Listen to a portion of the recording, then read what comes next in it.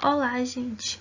Vamos dar aqui início à videoaula sobre Lei dos Gases Ideais, certo? Aqui a gente tem um índice para a gente saber quais são os tópicos que a gente vai trabalhar aqui nessa videoaula, que são o que são gases, gases ideais, lei de Boyle, lei de Charles e Gay-Lussac, a equação geral dos gases ideais e a equação de Clapeyron. Bem, o que são gases?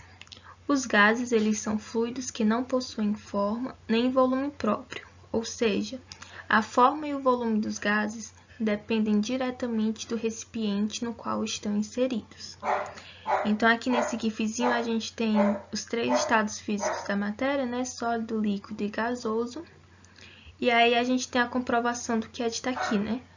Gases, eles são fluidos que não possuem forma e nem volume próprio. A forma e o volume dos gases depende diretamente do recipiente no qual estão inseridos. Então, aqui a gente percebe que o gás ele não tem uma forma específica, nem um volume próprio. O que vai determinar a forma e o volume do gás é o recipiente que ele está, que no caso é um retângulo, certo? Diferente, por exemplo, do sólido, onde esse sólido aqui ele possui um formato quadrado, né? Passando adiante, a gente tem aqui os gases ideais. Os gases ideais, eles são modelos idealizados, ou seja, eles estão fora da realidade, de certa forma, eles fazem parte do mundo das ideias, e eles foram idealizados justamente para facilitar a compreensão do comportamento dos gases, certo? E aqui tem as características que o gás deve seguir para que ele seja um gás ideal. Ele tem movimento desordenado e não interativo entre as moléculas. Então, as moléculas elas estão a todo tempo se movimentando e de forma desordenada e não há interação entre as moléculas. A colisão das moléculas dos gases são elásticas, justamente porque não tem interação entre elas, certo? Então, quando elas colidem, não há nenhuma alteração de energia, nenhuma troca de energia entre elas. Elas continuam intactas, certo? A ausência de força de atração ou repulsão, então, não tem atração positivo-positivo, nem repulsão, não tem atração positivo-negativo, nem repulsão positivo-positivo e negativo-negativo. E esses gases eles possuem massa, baixa densidade e volume desprezível. Aqui dando início à primeira lei, que é a lei de Boyle. E aí, antes de iniciar, é interessante a gente ressaltar que durante essas três leis, a gente vai ter três variáveis que vão estar variando, certo? Que é a pressão, o volume e a temperatura. Só que em cada lei, uma dessas três variáveis vai permanecer constante, certo? Então, por exemplo, aqui na transformação isotérmica, que faz parte da lei de Boyle, o que permanece constante é a temperatura, né? O próprio nome aqui da transformação já nos diz isso, né? Já nos diz isso. Iso, né? Mesmo, igual, e térmica, temperatura. Então, a temperatura durante esse processo ela vai permanecer constante. E aí as outras duas variáveis, que é a pressão e o volume, elas vão variar. Então, aqui observando essa situação que a gente tem um momento inicial e um momento final, certo? Inicialmente, a gente tem aqui esse determinado volume, e aí tem esse êmbolo aqui em cima, e o gás está dentro do recipiente. E aí é feito alguma força por cima sobre esse êmbolo, e aí ele se locomove para baixo, certo? Percebam que dessa etapa inicial para essa etapa final, o volume do gás ele diminui, certo? Aqui ele está ocupando todo esse espaço, e aí nesse segundo momento ele passa a ocupar apenas esse espaço. Então, o volume ele diminuiu. E quando o volume diminui, a pressão nesse espaço ele vai aumentar, certo? Por quê? Porque eu vou ter a mesma quantidade de moléculas de gás que eu tinha aqui, eu vou ter aqui, só que num espaço menor. Então, a movimentação delas vai ficar mais limitada e isso vai fazer com que elas façam mais força sobre as paredes do recipiente e isso vai aumentar a pressão dentro do recipiente. Então, aqui a gente vai ter que, na transformação isotérmica, na transformação de temperatura constante, a pressão e o volume do gás, eles vão ser inversamente proporcionais. Por quê? Porque quando um aumentar, o outro vai diminuir.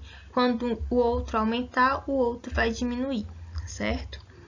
E aí, a partir disso, a gente tem, matematicamente, quando a gente trabalha com grandezas que são inversamente proporcionais, a gente tem que elas são multiplicadas, certo? Então, aqui no caso, a gente pode montar essa equaçãozinha aqui. Por quê? Porque a pressão, ela vai ser inversamente proporcional ao volume e vai ser igual a uma constante. Que constante é essa? É a temperatura, certo? Tanto nesse momento inicial quanto nesse momento final, a temperatura vai ser a mesma.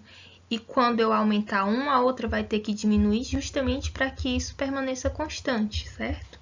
E aí a gente também vai poder afirmar que nesse momento inicial a gente tem uma pressão 1 vezes um volume 1, e no segundo momento a gente tem uma outra pressão, que é a pressão 2 vezes o volume 2. E a gente pode igualar essas duas equações, formando uma só, justamente por causa que essas duas sentenças elas estariam relacionadas à temperatura constante, então a gente pode igualar as duas.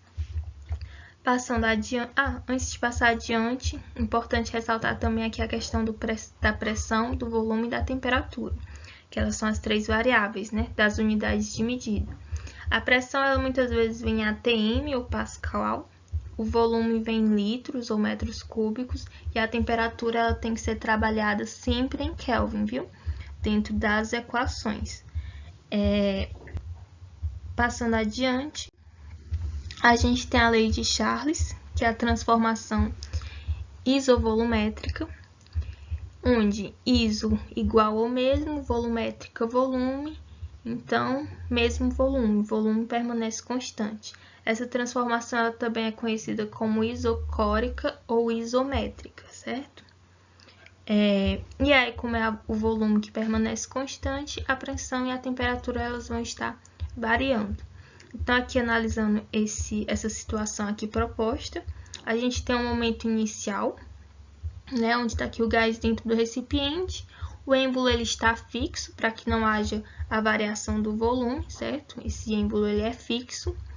E aí a gente provoca um aquecimento nesse sistema, certo? A partir do momento que esse gás ele é aquecido, vai ser provocado algumas mudanças. A gente sabe que o gás, quando ele aquece, ele expande, certo? Como toda vez que há um aumento de temperatura, o gás expande. Se está tendo um aumento, se está sendo aquecido, está tendo um aumento de temperatura, certo? E ao expandir, esse gás ele vai fazer mais pressão, né, sobre as paredes do recipiente. Então, a pressão dentro desse sistema ele vai estar aumentando também. Como as duas grandezas aqui em questão vão estar aumentando, que é a pressão e a temperatura, a gente tem que elas são diretamente proporcionais, certo? Matematicamente, quando uma coisa é diretamente proporcional à outra, a gente tem uma divisão, certo? Então, aqui a pressão dividida pela temperatura é igual a constante, que no caso, que a constante é o volume, certo? E aí, a gente vai ter aquele mesmo joguinho, né? De que inicialmente eu tenho uma pressão 1 sobre uma temperatura 1, né? Porque elas são proporcionais diretamente. E uma situação, um estado final, onde eu vou ter uma pressão 2 dividido por uma temperatura 2. E aí, igualando as duas, eu vou ter esta equaçãozinha aqui. Passando mais adiante, a gente tem a lei de Charles e Gay-Lussac, que é a transformação isobárica. Iso mesmo ou igual, e bárica pressão. Então, é a pressão que permanece constante nessa situação. Então, aqui a gente tem este exemplo aqui, onde no momento inicial, né, nesse primeiro momento, a gente tem esse êmbolo aqui nesse nível, o gás aqui dentro, e no segundo momento a gente tem que esse recipiente ele é aquecido. E quando ele é aquecido, esse gás, como eu já disse anteriormente, ele expande. Ao expandir, esse êmbolo, como não é fixo, ele se locomove para cima, certo? Ele subiu.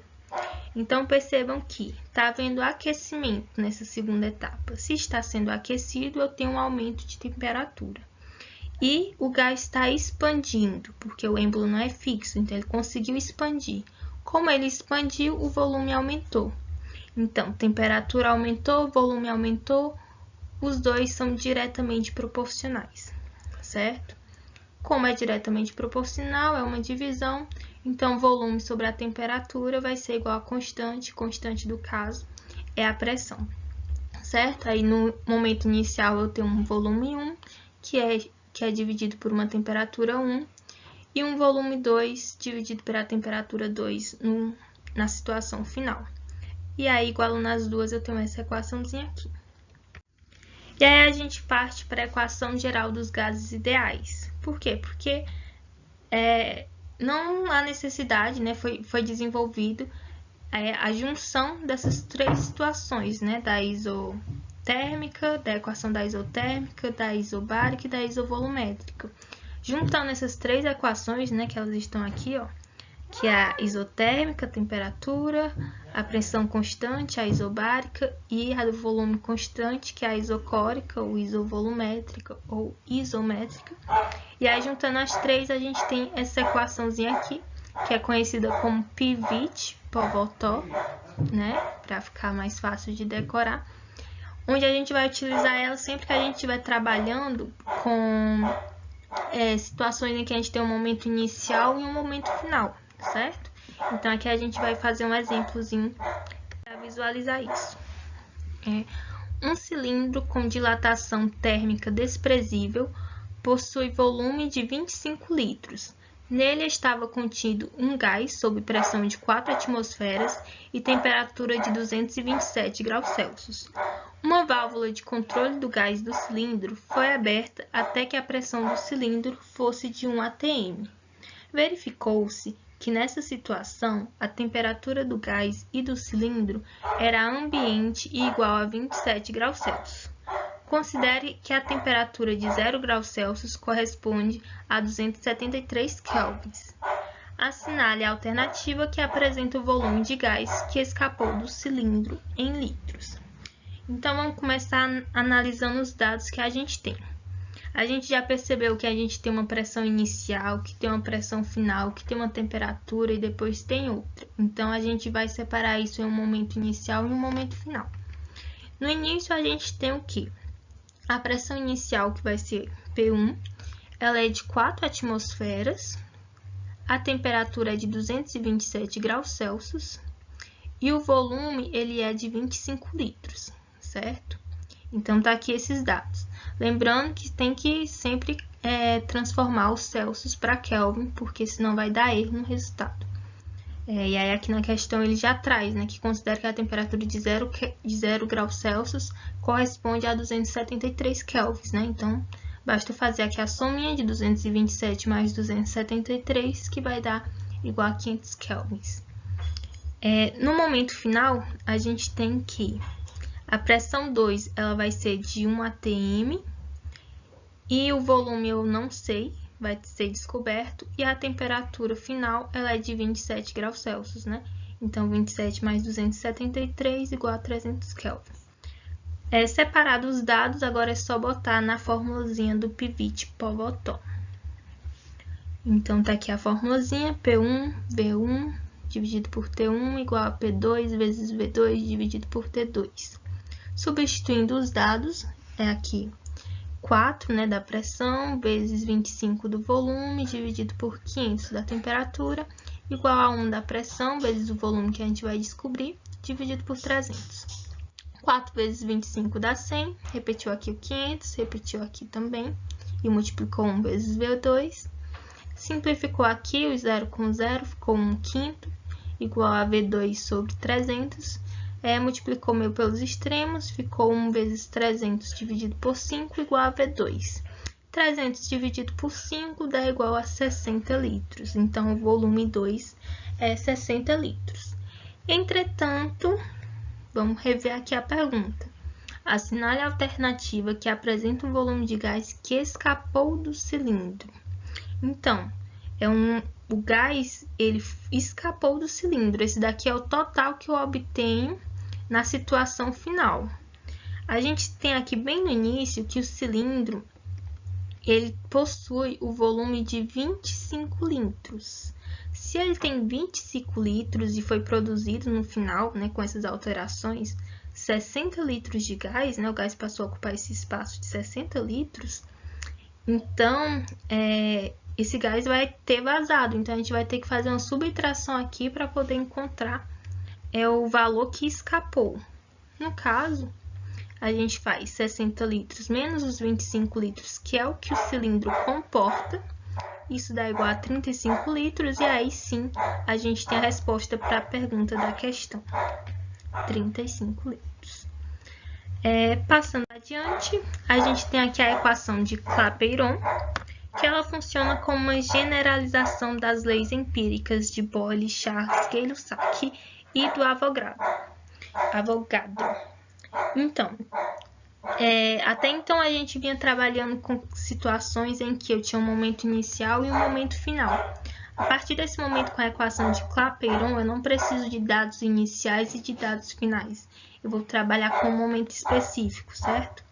Então, aqui a gente tem que a equação de Clapeyron é PV, né? Pressão vezes o volume, que vai ser igual ao número de mols, que é o N, vezes a constante dos gases, vezes a temperatura, certo? Aí tá aqui algumas unidades que são utilizadas.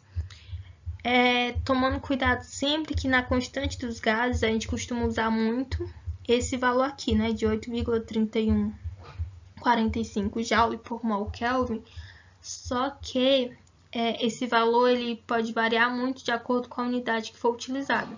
Na maioria das questões, a constante dos gases ela vem dentro dos dados da questão para você poder resolver, certo? Mas na maioria dos casos, quando não vem nos dados, é utilizado este valor aqui, certo? E a temperatura é em Kelvin, sempre em Kelvin. Aqui eu não coloquei, né? Acabei esquecendo, mas temperatura sempre em Kelvin. E aqui a gente tem um exercíciozinho também para fixar. 2 mols de um gás encontram-se a pressão de 2 atm e temperatura de 27 graus Celsius. Determine o volume ocupado por esse gás. Aí dados da questão, e aí a gente tem aqui a constante dos gases. Então, vamos separar primeiro os dados da questão. A gente tem 2 mols de um gás, né? Número de mols, 2 mols. A pressão 2 atm, temperatura de 27 graus Celsius, temperatura 27 graus Celsius, só que a gente não pode trabalhar com Celsius, tem que trabalhar com Kelvin, então 27 mais 273 igual a 300 kelvins. E aí ele pede para a gente determinar qual o volume que esse gás ocupa. E aí a gente vai utilizar a equação de Clapeyron, PV igual a nRT.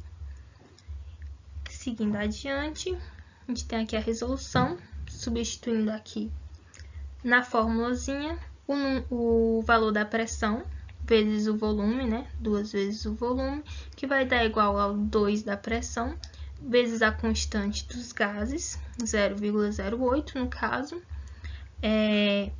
o valor da temperatura em Kelvin, né? Que é o 27 mais 273, e o que vai implicar num volume igual a 48 dividido por 2, ao resolver essa continha, que dá igual a 24 litros.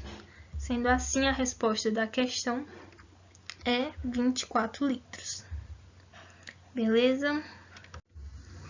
Então é isso. Muito obrigada pela atenção e boa sorte na prova.